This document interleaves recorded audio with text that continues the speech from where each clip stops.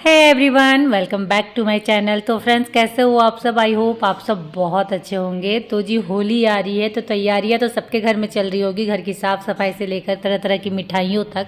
तो सेम मेरे घर की भी हालत वही है। तो हाँ, मिठाइयाँ बनानी है होली की तरह तरह की, लेकिन उससे पहले किचन को साफ़ करना बहुत ज़्यादा ज़रूरी है, क्योंकि मिठाइयाँ बनानी है, तरह तरह के पकवान बनने वाले हैं, तो किचन की साफ़ सफाई तो बनती ही है। घर तो मैंने चमका लिया है, आज सोच रही हूँ थोड़ा सा किचन भी चमका लूँ। तो किचन को जब भी किचन की साफ़ सफाई करने की बारी आती है, तो एक्चुअली पहले तो मुझे कुछ समझ में नहीं आता कि क्या करूँ क्या नहीं करूँ, क्योंकि सही में किचन को साफ़ करके वापस से फिर अच्छे से अरेंज करके रखना बहुत बड़ा काम है।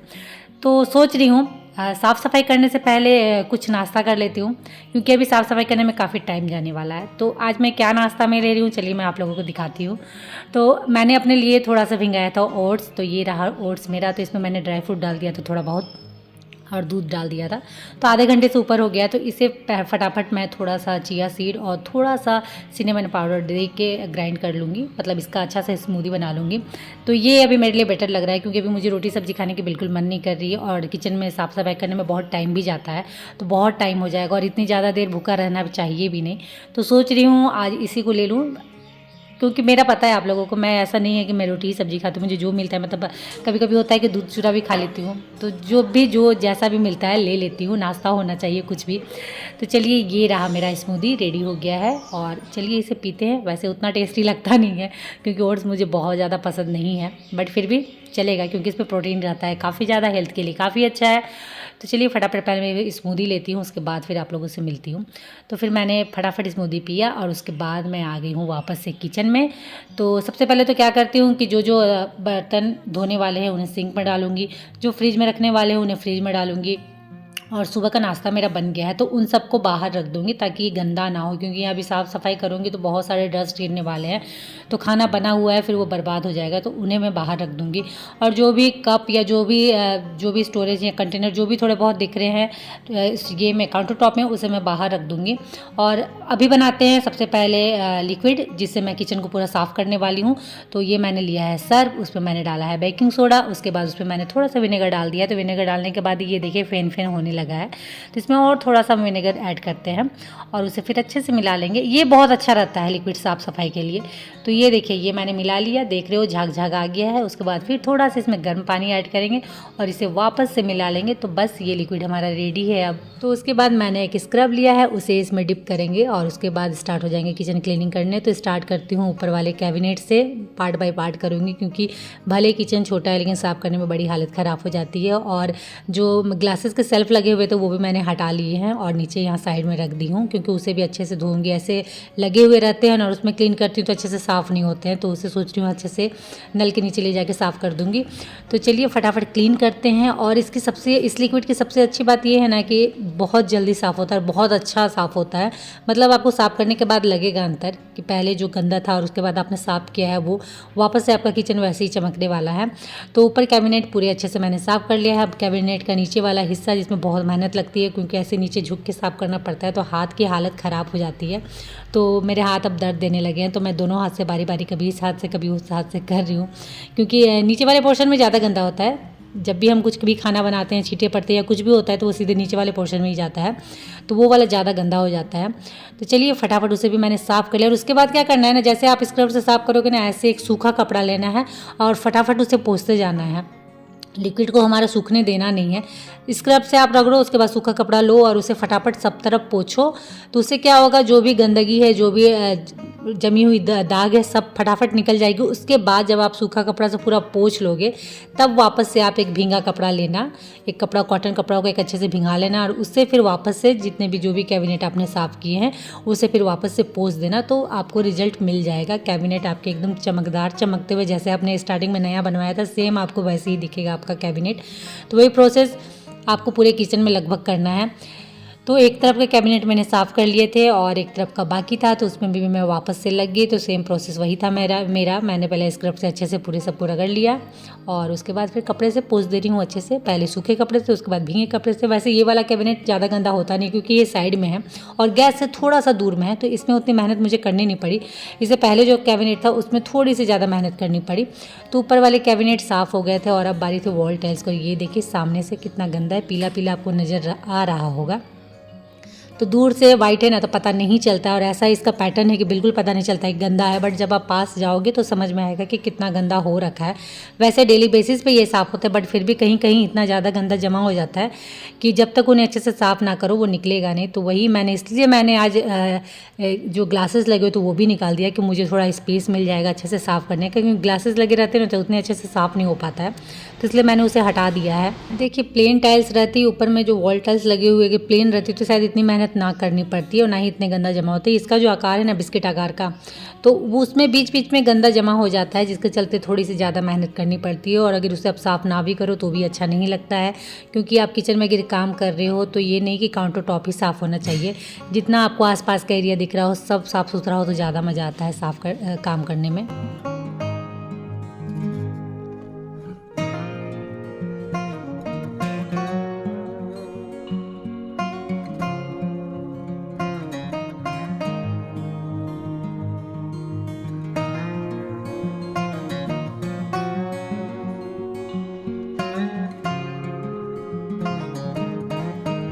ऊपर वाले कैबिनेट हो गए, वॉल टाइल्स हो गई, और उसके बाद चलिए फटाफट बर्तन धो लेते हैं, क्योंकि सिंक में कुछ बर्तन पड़े हुए थे तो सिंक के एरिया को भी पूरा साफ़ करना है, लेकिन वो सबसे लास्ट में करूँगी। बट बर्तन पहले धो लेती हूँ, बर्तन सूख जाएंगे तो ये मैं यहाँ से हटा लूँगी।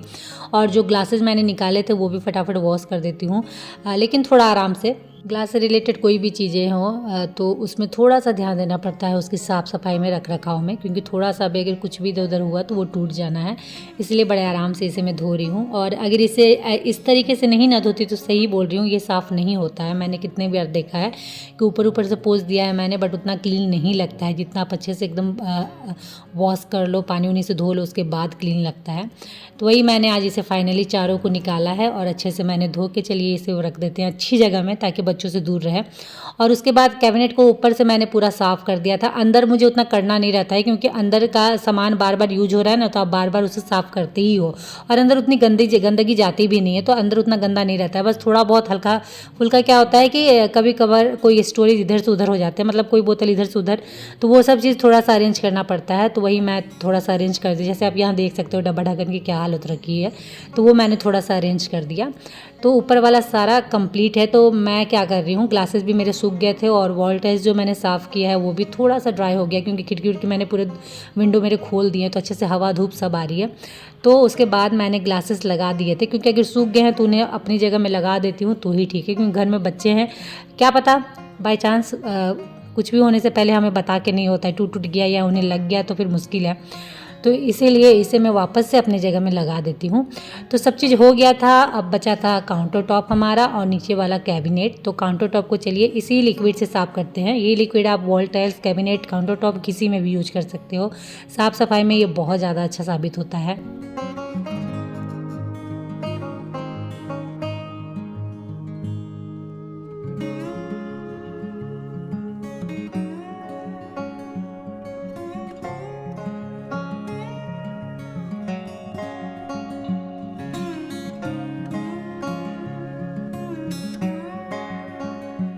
तो काउंटर टॉप को भी अच्छे से मैंने स्क्रब से रगड़ लिया था, साथ ही साथ गैस था उसे भी मैंने क्लीन कर दिया था। और उसके बाद फिर एक दूसरा कपड़ा मैंने लिया है कॉटन का, उसे पानी में भिगो लिया है और उससे मैं पूरे काउंटर टॉप को पोंछ दे रही हूँ।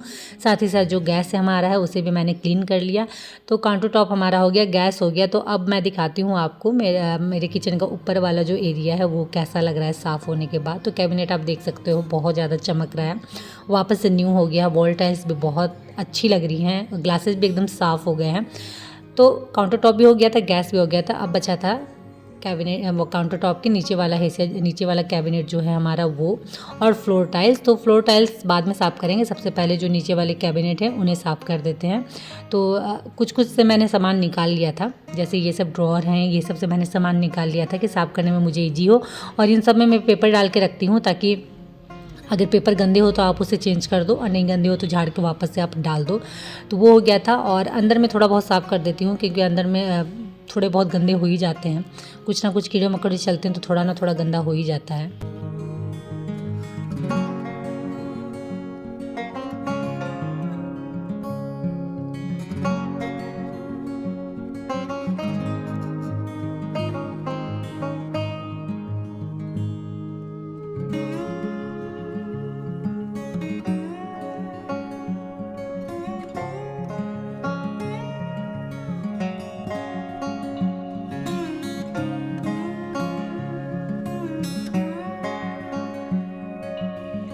तो बारी बारी नीचे में जितने भी कैबिनेट थे उसे मैंने क्लीन कर दिया और उस चक्कर में और भी गंदा नीचे जमा हो गया है। तो जब मैं खाली पैर हूँ चल रही हूँ तो पैर में बहुत ज़्यादा गड़ रहे हैं।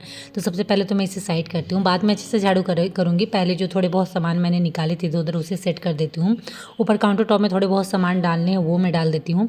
तो ये जो सेल्फ है, मतलब ये वाइट वाला जो रेक है, ये मुझे बहुत पसंद है। तो ये भी थोड़ा सा गंदा हो रखा है और वाइट है ना, तो ये अगर पूरा एकदम वाइट प्योर वाइट रहता है बिना दाग धब्बा का तो और ज़्यादा सुंदर लगता है। और सही में कोई भी अगर आपके घर में वाइट चीज़ है तो वो अगर साफ़ सुथरी रहती है तो ही मज़ा आता है देखने में। और थोड़ा सा भी उसमें दाग धब्बा हो जाता है ना तो फिर बड़ा वो ख़राब लगता है। तो इसे भी मैंने अच्छे से पोंछ के चमका लिया है। और अभी सोच रही हूँ इसमें क्या डालूँ क्या नहीं डालूँ, क्योंकि ये सामने में एकदम फ्रंट में दिखता है ना, तो कुछ अच्छी अच्छी चीज़ें, कुछ अच्छे अच्छे जार इसमें रखने का मन कर रहा है। तो वापस से मैंने दूसरा कॉटन कपड़ा लिया क्योंकि वो सारे कॉटन कपड़े गंदे हो गए थे तो उसे मैंने हटा दिया और दूसरा कॉटन कपड़ा लिया। अभी मैंने यहाँ कुछ भी नहीं रखा, बस 3 ग्लासेस डाल दिए हैं क्योंकि अब गर्मी दिन आ रही है तो कुछ ना कुछ आप जूस पीते ही रहते हो या नींबू शरबत बना के, तो इसलिए मैंने यहाँ सामने रख दिया है। और नमक के डब्बे डाले हैं और ये बगल में जो ब्लैक बॉक्स दिख रहे हैं इसमें ये इनको चना बहुत पसंद है तो वही मैं चना भिगो के रख देती हूँ, तो अंकुरित हो जाते हैं तो वो खाने में बड़े मज़े आते हैं। तो उसके बाद फिर उधर का पूरा एरिया साफ़ हो गया था। तो अब बस बचा था ये सिंक वाला एरिया जो कि मैंने कहा था कि इसे भी साफ़ करना है क्योंकि ये भी बहुत ज़्यादा गंदा होता है। अब डेली बर्तन धो रहे हो तो गंदा होना ही है, भले ही हम बर्तन धोने के साथ भी थोड़ा बहुत ऊपर नीचे साफ़ कर लेते हैं बट फिर भी गंदा हो ही जाता है। तो इस वाले एरिया को भी क्लीन करना है और थोड़ा सा डेकोर करना है। वैसे तो मुझे समझ में नहीं आ रहा है यहाँ क्या करूँ, बट फिर भी सोच रही हूँ थोड़ा बहुत जो भी मेरे पास है उनसे थोड़ा बहुत डेकोर कर दूँ ताकि सिंक वाला एरिया और भी ज़्यादा अच्छा लगे।